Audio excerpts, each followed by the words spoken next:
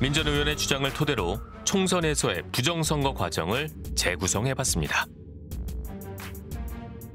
우선 특정 세력의 설계가 필요할 겁니다. 한 정당 후보를 어느 지역에서 얼마나 당선시켜야 할지 미리 정해야겠죠.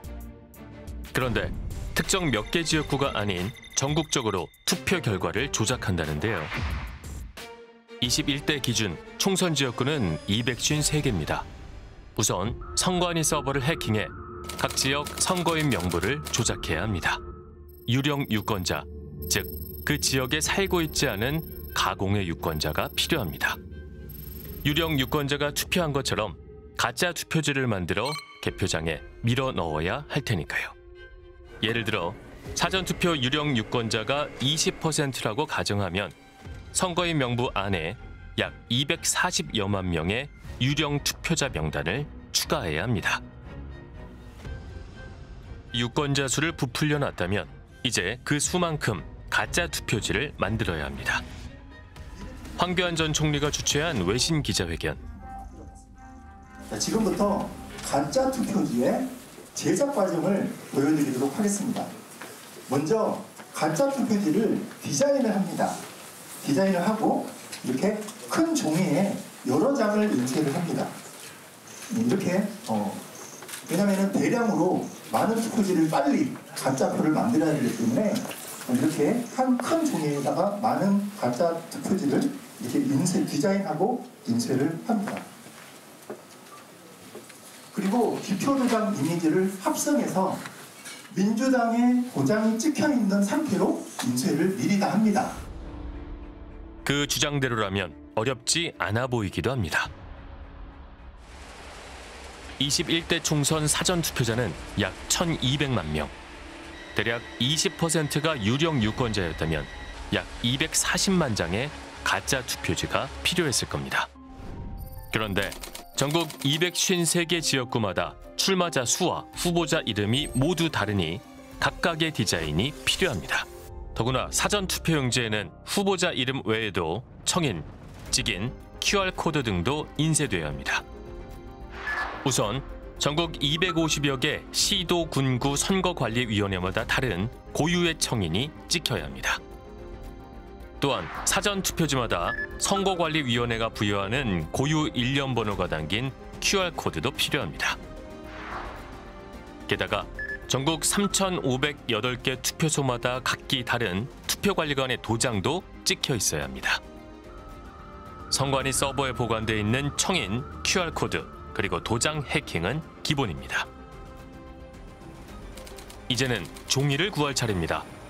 만져보면 일반 종이와는 다른 투표용지, 가짜 종이로 만든 투표용지가 개표장에 쏟아진다면 발각될 수도 있습니다. 그런데 투표지 인쇄용 종이는 선거 기간에만 제작, 선관위에 독점 공급하는 구조라 별도로 판매하진 않습니다.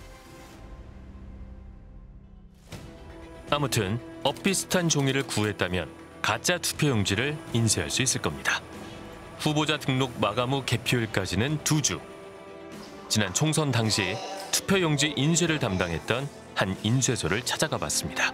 보안 인쇄를 할 때에는 기본적으로 제약이 굉장히 많습니다. 예를 들어서 20에서 25명이 같이 일하는데 뭔가 불법을 하려고 그러면 이 사람이 다 합심해서 불법인 걸 알고 숨기게 되잖아요. 그죠?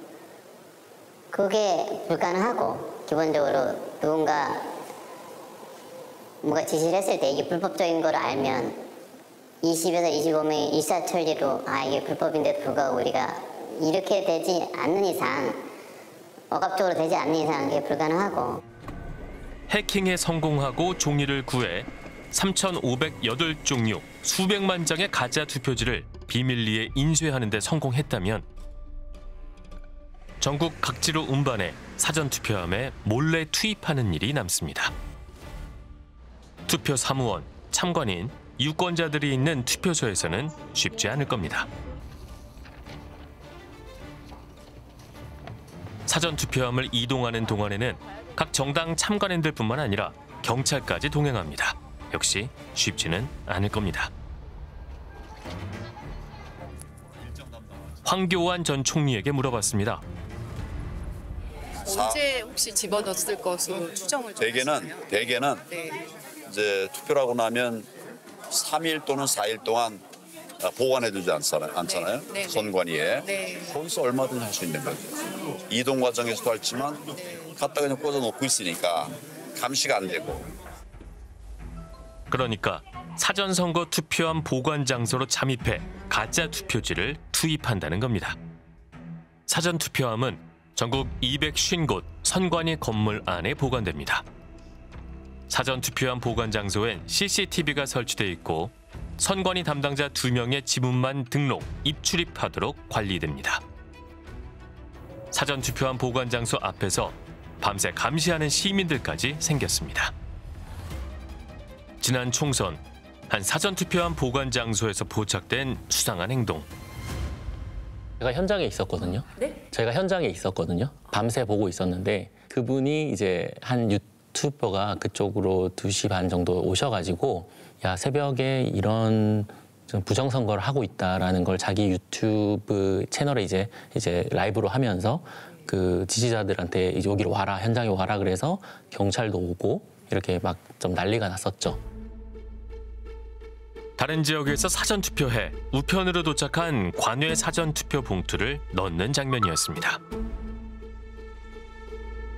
CCTV로 다 찍히고 거기 입출 그 기록을 다 하시고 그 지정된 사람만 들어갈 수 있도록 지문 등록도 다 하기 때문에 저희는 그것이 정당한 업무라고 알고 있었는데 그분들은 처음 봤기 때문에 놀라서 이제 그렇게 주장을 하신 거죠.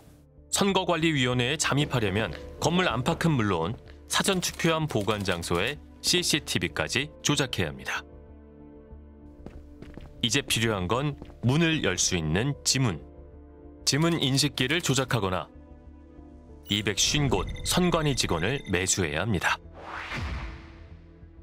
투표함 보관 장소 잠입에 성공했다면 선관위 직원, 정당 참관인 사인이 적힌 봉인지를 떼낸 뒤 또 자물쇠를 뜯어내고 가짜 투표지를 집어넣어야 합니다.